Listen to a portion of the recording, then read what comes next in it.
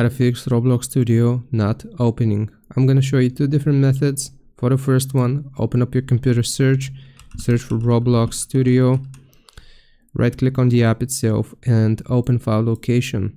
Here you will right click on Roblox Studio, show more options, properties, and you want to go to the compatibility tab and check these three options.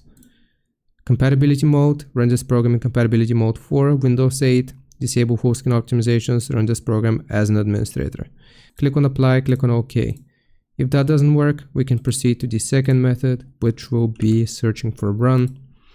Right here, you will click on run and type this %local app data %/Roblox. And you want to click on OK.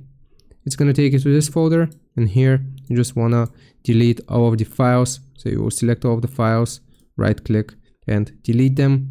And afterwards, you can try running a game from Roblox, and that is gonna verify the installation and reinstall Roblox and the Roblox Studio, and that should fix the issue.